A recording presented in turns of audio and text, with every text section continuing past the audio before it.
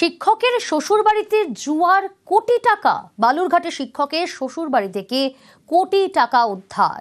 Bedroom, ঠাকুরঘর, রান্নাঘর থেকে 1,17,00,000 টাকা উদ্ধার। অর্থাৎ জুয়ার কারবারির সঙ্গে যুক্ত এই শিক্ষক এবং শিক্ষকের শ্বশুরবাড়িতেই জুয়ার কারবারি। শিক্ষকের শ্বশুরবাড়িতে জুয়ার, কোটি টাকা। বালুরঘাটে শিক্ষকের শ্বশুরবাড়ি থেকে কোটি টাকা উদ্ধার। বেডরুম, ঠাকুরঘর, রান্নাঘর থেকে 1,17,00,000 টাকা উদ্ধার। জুয়ার কারবারে অভিযুক্ত শিক্ষক এবং শিক্ষকের শ্বশুরবাড়িতেই জুয়ার, কোটি টাকা। অনুপ রয়েছে আমার সঙ্গে সরাসরি। অনুপ, শিক্ষক এবং শিক্ষকের শ্বশুরবাড়ি, তারা সেই শ্বশুরবাড়িতেই জুয়ার কারবারি চালাতেন এবং শিক্ষক কিভাবে জড়িত এই ঘটনার সঙ্গে? কতদিন ধরে এই জুয়ার কারবার চলছিল? দেখো, একদমই এই তল্লাশি কিন্তু এই খোঁজ খবরে কিন্তু চালাচ্ছে জেলা পুলিশ। যে গত কিছুদিন আগেই জেলা পুলিশের তরফ থেকে এই যে জুয়ার, লোটো জুয়া যে চলছিল গঙ্গারামপুর এলাকার, মূলত জেলার বিভিন্ন প্রান্তে হলেও গঙ্গারামপুর এলাকায় কিন্তু এটা বেশি ছিল বলে জানা যাচ্ছে। সে কারণে পুলিশের তরফ থেকে কিন্তু নজরদারি চালানো হচ্ছিল। এই নজরদারির মাধ্যমে পুলিশ বিগত সময়ে 12 জনকে পুলিশ গ্রেপ্তার করেছিল। তাদের মধ্যে থেকেই কিন্তু জিজ্ঞাসাবাদ করে গঙ্গারামপুরের এক হোটেল ব্যবসায়ী পিন্টু ঘোষ, তাকে পুলিশ গ্রেপ্তার করে। গঙ্গারামপুর শহরের মধ্যেই তার এক হোটেল রয়েছে, সেই হোটেল ব্যবসায়ী পিন্টু ঘোষকে গ্রেপ্তার করে। তার সূত্র ধরেই কিন্তু এই অপূর্ব সরকার, যিনি গঙ্গারামপুরের নয়াবাজার স্কুলের শিক্ষক, এবং এছাড়াও কুণল দাস বলে আরেকজন, যে গঙ্গারামপুরে চাম্পাতলি এলাকায় বাড়ি, এই দুজনকে পুলিশ উদ্ধার করছিল। তারা কিন্তু গা ঢাকা দিয়েছিল। তাদেরকে গ্যাংটক থেকে পুলিশ উদ্ধার করে নিয়ে আসে এবং তাদেরকে উদ্ধার ধরে নিয়ে আসার পরেই কিন্তু পুলিশ তাদের কাছ থেকে জিজ্ঞাসাবাদ করে এই গত রাত্রে পুলিশ এই অপূর্ব সরকার, যিনি নয়াবাজার হাই স্কুলের শিক্ষক, তার শ্বশুর বাড়ি থেকে এই বিপুল পরিমাণ টাকা উদ্ধার করেছে। এর পাশাপাশি হোটেলে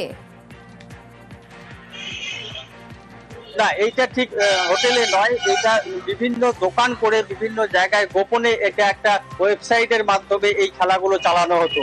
সেই যে ওয়েবসাইট, সেই যে অনলাইন পোর্টালগুলো ছিল, সেগুলোকেও কিন্তু দক্ষিণ দিনাজপুর জেলা পুলিশের তরফ থেকে ব্লক করে দেওয়া হয়েছে, যাতে এই ধরনের কারবার আর কেউ করতে না পারে। সেই কারণে কিন্তু সেই সাইটগুলোকে ব্লক করা হয়েছে। এটা পুরোপুরি গোপনে কোনো একটি ছোট্ট জায়গায় বসে কোনো একটি দোকানের আড়ালে এই খেলাগুলো কিন্তু চলতো। এবং এই যে খেলা চলতো, এই খেলা চলার কারণে কিন্তু বিভিন্ন ছেলে পেলে, ইয়াং জেনারেশন, তারা কিন্তু সর্বশান্ত হয়েছে, অনেকের প্রাণঘাতীও হয়েছে। এই কারণেই কিন্তু সাধারণ মানুষও চাইছে গোটা চক্রের সঙ্গে, মানে চক্রের সাথে শিক্ষকের ভূমিকাটা ঠিক কি ছিল? দেখো, এখন পর্যন্ত পুলিশের তরফ থেকে যেটা জানা যাচ্ছে যে এই চক্রের মূল হিসাবে কিন্তু কাজ করছিল এই পিন্টু ঘোষ, এই অপূর্ব সরকার এবং এই যে কুণাল দাস। এই তিনজনই কিন্তু মূল ছিল এবং পুলিশ আরো তল্লাশি করছে যে এর পিছনে আরো কেউ আছে কিনা, যে কারণে তাদেরকে পুলিশ রিমান্ডে রাখা হয়েছে এবং পুলিশ জিজ্ঞাসাবাদ করছে যে এর পিছনে আরো কোনো কেউ জড়িত রয়েছে কিনা বা আরো কোনো অর্থের সন্ধান পুলিশ পায় কিনা, সে বিষয়ে কিন্তু তদন্ত করছে জেলা পুলিশ। প্রিয়াঙ্কা, বেশ।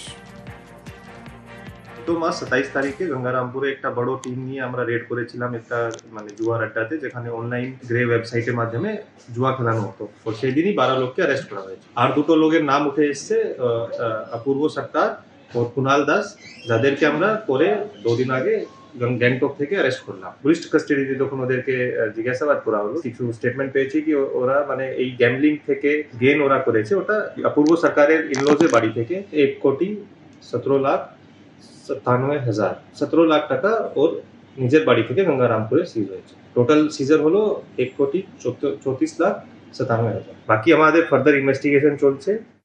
লালবাজারে অনামিকার বাবা মা অভিযোগ জানাতেই লালবাজারে মৃত ছাত্রীর বাবা মা, পুলিশ কমিশনারের সঙ্গে বাবা মায়ের কথা হয়। লালবাজারে আজ অনামিকার বাবা মা, যাদবপুরে ছাত্রী মৃত্যু, তারপরেই অভিযোগ জানাতে লালবাজারে পৌঁছলেন মৃত ছাত্রীর বাবা মা। পুলিশ কমিশনারের সঙ্গে বাবা মায়ের কথা। রৌনক রয়েছে আমার সঙ্গে। রৌনক, কি কথা হলো তাদের, কি অভিযোগ জানালেন তারা? দেখো, মৃত অনামিকা মণ্ডলের বাবা এবং মা আজ সকালেই লালবাজারে এসে পৌঁছায়। পুলিশ কমিশনার মনোজ বর্মার সঙ্গে তারা দেখা করেন এবং পুলিশ আশ্বস্ত করেছে যে পুলিশের মতো তদন্ত করছেন। এবং তারপরেও তারা যেটা জানাচ্ছিলেন, তারা অভিযোগ করছিলেন যে তাদের মেয়েকে ঠেলে ফেলে দেওয়া হয়েছে।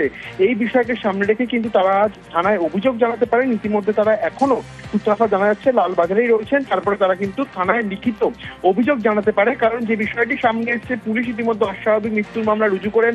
গোটা বিষয়টি তদন্ত করছে যে কিভাবে তার মৃত্যু হলো। পাশাপাশি বাবার তরফ থেকে একটা অভিযোগ আসছিল যে তার মেয়েকে নাকি ঠেলে ফেলে দেওয়া হয়েছিল, যে অভিযোগের সন্দেহ যাচ্ছিল বন্ধুদের বিরুদ্ধেই। সেক্ষেত্রে কিন্তু তারা আজই লিখিত অভিযোগ জানাতে পারেন। যে অভিযোগের কথা বলছিল সেই বিষয়কে সামনে নেই আজ সকালবেলা লালবাজারে তারা কিন্তু দেখা করতে গেছিলেন পুলিশ কমিশনার মনোজ বর্মার সঙ্গে, এবং সেখানেই সেই অভিযোগের কথাও কিন্তু তারা তুলে ধরেছেন। একই সঙ্গে আপনাদের জানাবো যে আজও কিন্তু এই যাদবপুরে ছাত্রী মৃত্যুতে স্ক্যানারে বন্ধুরা আজও অনামিকার 3 বন্ধুকে তলব। রৌনক রয়েছে আমার সঙ্গে। রৌনক, কারা তারা? আমরা দেখেছি গতকাল 4 বন্ধুকে তলব করা হয়েছে, দীর্ঘক্ষণ জিজ্ঞাসাবাদ করা হয়েছে, আর আজ আরো 3 জন বন্ধুকে তলব করা হয়েছে এবং তাদেরকেও জিজ্ঞাসাবাদ। সব মিলিয়ে পুলিশ সূত্রে কি তথ্য সামনে? দেখো, যে সময় ঘটনা ঘটেছিল 10টা থেকে 10:30টার মধ্যে, ঠিক সেই সময় তার সঙ্গে যে কজন বন্ধু ছিল, অর্থাৎ তার ক্লোজ সার্কেলে যে কজন বন্ধু ছিল, তার মধ্যে 3 জনকে চিহ্নিত করে পুলিশ ইতিমধ্যে যাদবপুর থানায় তলব করেছেন। এবং যেহেতু তার বাবার একটা অভিযোগ, বিভিন্ন সমাজ মাধ্যমে তিনি অভিযোগ করছেন যে তার মেয়েকে ঠেলে ফেলে দেওয়া হয়েছে এবং তার সন্দেহ তারই বেশ কয়েকজন বন্ধুদের বিরুদ্ধে জাগছে। এই বিষয়কে সামনে রেখেই কিন্তু পুলিশ আরো 3 জন তার সহপাঠীদেরকে তলব করেছেন। আদতে এর পেছনে অন্য কোনো রহস্য লুকিয়ে রয়েছে কিনা, বা এই সময় 10টা থেকে 10:30টার সময় এই বন্ধুরা তার সঙ্গে কোথায় ছিল, সিসিটিভি ক্যামেরা ফুটেজের যেটুকু পার্ট পুলিশ ইতিমধ্যে পেয়েছে, তার সঙ্গে তার যে হাঁটা চলা, যে গেটওয়ে পদ্ধতি পুলিশ ইতিমধ্যে অবলম্বন করার জন্য প্রক্রিয়া এগিয়েছে, যে সেই টাইমে অনামিকার হাঁটা চলা, অনামিকা কোথায় ছিল এবং তার বন্ধু বান্ধবদের অবস্থানটি কি ছিল, এই বিষয়গুলো মিলিয়ে দেখার জন্যই কিন্তু ইতিমধ্যে পুলিশ 3 জনকে তার সহপাঠীকে তলব করেছে যাদবপুর থানায়। বেশ। বীরপাড়ায় হরপাবান, গুয়েখোলা ঝোড়ায় আচমকা হরপাবান। যে ছবি আপনাদের দেখাচ্ছি, আচমকা হরপাবান বীরপাড়ায়।